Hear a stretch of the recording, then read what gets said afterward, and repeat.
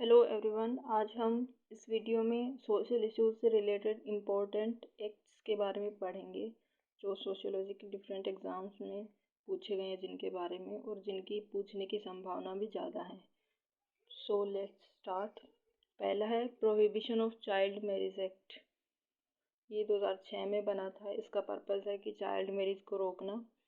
इससे पहले जो एक्ट था उसको जो 2000 में नहीं 1929 में बना था, उसको बोलते हैं शारदा एक्ट।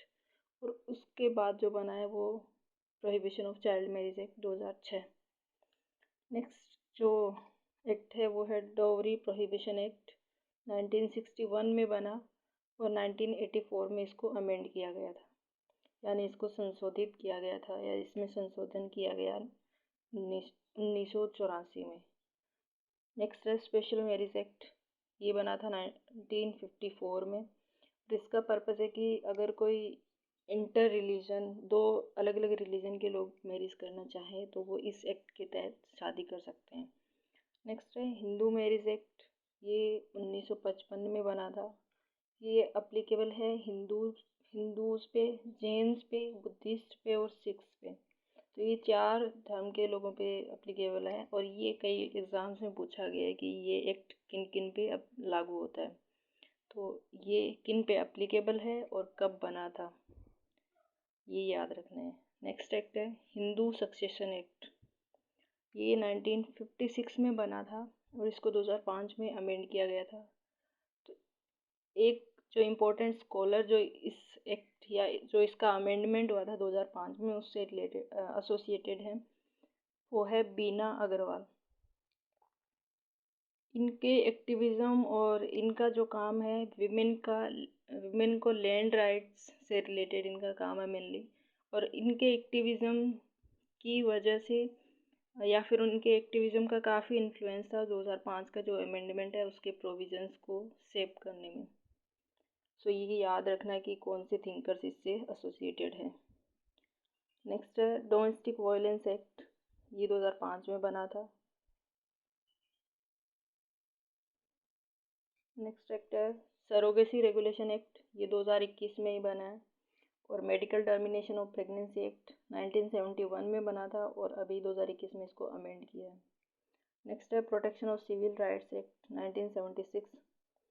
इसका पहले जो नाम था वो था द अनटचेबिलिटी एक्ट 1955, पर फिर इसका नाम चेंज करके protection of civil rights act कर दिया है और इसको बनाया था 1976 में। नेक्स्ट है SC/ST prevention of atrocities act. ये 1989 में बना था।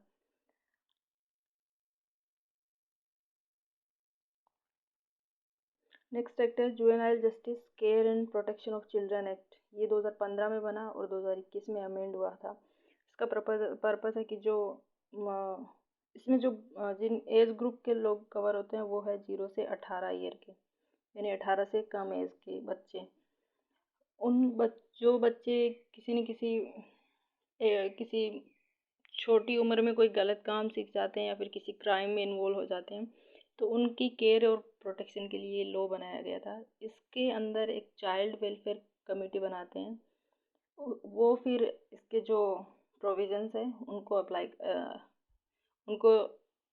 एप्लीकेबल बनाना या फिर कैसे एक्चुअल में ग्राउंड लेवल पे काम होगा, ये चाइल्ड वेलफेयर कमेटी देखती है। तो ये भी पूछा जा सकता है कि चाइल्ड वेलफेयर कमेटी कौन से एक्ट के तहत बनाई गई है, तो जुवेनाइल जस्टिस एक्ट के। नेक्स्ट क्वेश्चन है एनवायरनमेंट प्रोटेक्शन एक्ट। ये बना था 1986 में, 84 नहीं 86 में। और इस एक्ट के तहत नेशनल एनवायरनमेंट प्रोटेक्शन अथॉरिटी को बनाया गया है। नेक्स्ट है वाइल्ड लाइफ प्रोटेक्शन एक्ट, जो 1972 में बना था और 2022 में इसको अमेंड किया है। नेशनल फॉरेस्ट पॉलिसी 1988 की है। इसमें ये प्रोविज़न है कि कंट्री का 1/3 एरिया फॉरेस्ट कवर होना चाहिए, तो ये याद रखना है। और नेक्स्ट है ब्रंटलैंड रिपोर्ट, जो 1987 में रिलीज़ की गई थी और इसने जो सस्टेनेबल डेवलपमेंट है उसकी जो ऑफिशियल डेफिनेशन है ये बताई थी। और फ़िलहाल जो सस्टेनेबल डेवलपमेंट है गोल्स हैं हमारे, वो है 17 और कब से कब तक कंप्लीट करने, 2015 में स्टार्ट हुए थे और 2030 तक इनको लागू करना है ना। तो वो याद रखना है, पूछा जा सकता है कि कब तक इन गोल्स को कंप्लीट करना है, तो 2030 तक। और 2015 से जो पहले जो गोल थे उनको बोलते थे मिलेनियल डेवलपमेंट गोल। नेक्स्ट है नेशनल एजुकेशन पॉलिसी, जो 2020 में आई थी। इसको बनाने के लिए जो कमेटी बनाई थी वो थी कस्तूरी रंगन कमेटी। ये तीसरी एजुकेशन पॉलिसी थी, इससे पहले 2 और बन चुकी हैं, तो आपको ये देखना है कि 2 जो पहले बनी थी वो कब कब बनी थी। नेक्स्ट है पोस एक्ट। पोस का मतलब है कि protection of women from sexual harassment at work place. तो ये बना था 2013 में। तो ये हो सकता है कि ऐसे सिर्फ शॉर्ट फॉर्म दे के भी पूछ सकते हैं और पूरा नाम दे के भी पूछ सकते हैं एग्ज़ाम में, तो दोनों पता होना चाहिए आपको। The narcotic drugs and psychotropic substance act, ये 1985 में बना था। और इसमें इसका एम है जो ड्रग्स कंज्यूम करते हैं लोग या फिर ड्रग्स का कंजम्पशन रोकना कंट्री में, ऐसे ड्रग्स जो सेहत के लिए हानिकारक है बहुत ज़्यादा उनका। नेक्स्ट एक्ट है पीएनडीटी। तो वो पीएनडीटी भी पूछा है एग्ज़ाम में और पूरा नाम देके भी पूछ सकते हैं। तो पीएनडीटी की फुल फॉर्म है preconception and prenatal diagnostic techniques. ये 1994 में बना था और इसका जो एम है वो है prohibition of sex selective abortion. Next है the rights of persons with disabilities act, ये 2016 में बना था। और इसमें जो डिसेबल लोग हैं उनके राइट्स के बारे में बात की गई है, उनको रिजर्वेशन दिया गया है एजुकेशन में और सर्विसेज में भी। तो एजुकेशन में 4% रिजर्वेशन है और सर्विसेज में 3% रिजर्वेशन है, तो ये भी याद रखना है। एक और एक्ट है जो बहुत इम्पोर्टेंट है, वो है पोक्सो एक्ट।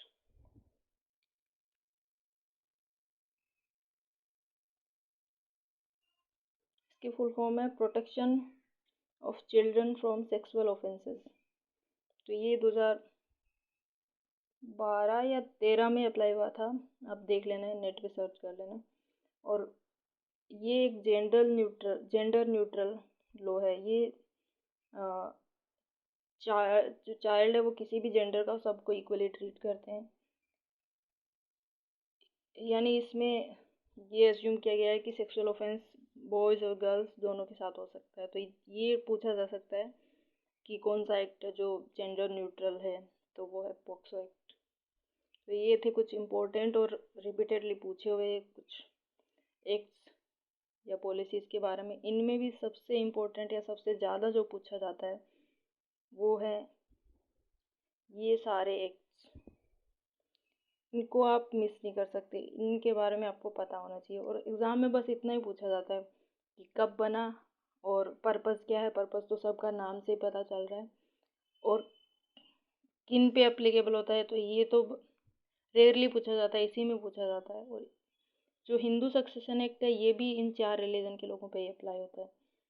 तो आपको पर्पस पता होना चाहिए इसका और कब बना था ये पता होना चाहिए, क्योंकि मिस द फॉलोइंग में मोस्टली ईयर दे के पूछा जाता है। तो ये सारे तो एटलीस्ट आपको एकदम रटे हुए होने चाहिए। और इसमें भी ये 2 इम्पोर्टेंट है, ये भी इम्पोर्टेंट है, तो ये नीचे वाले 3 इम्पोर्टेंट है। ये ब्रंटलैंड रिपोर्ट वाला पूछा जा चुका है कि कब आई थी और इसने सस्टेनेबल डेवलपमेंट की जो डेफिनेशन दी है। ये भी पूछा जा चुका है पोस्ट एक्ट वाला, पीएनडीटी वाला भी पूछा गया है, नारकोटिक्स ड्रग्स वाला भी पूछा गया है। तो ये आपको कुछ इम्पोर्टेंट एक्ट्स हैं जिनको याद रखना है। इनको एटलीस्ट आप मिस नहीं कर सकते, किसी भी एग्ज़ाम, सोशियोलॉजी के किसी भी एग्ज़ाम में देख लेना आप, ये एक्ट्स पूछे जाते हैं 1 या 2, तो इनसे रिलेटेड 1 या 2 क्वेश्चन ज़रूर आते हैं। तो आने वाले वीडियोस में हम जो कॉन्स्टिट्यूशन के जो आर्टिकल्स हैं, इम्पोर्टेंट आर्टिकल्स जो सोशियोलॉजी के एग्ज़ाम में पूछे जाते हैं, उनके बारे में देखेंगे। और भी रिलेटेड जैसे कौन से कमीशंस हैं वुमेन के, SC ST के, उनके बारे में देखेंगे।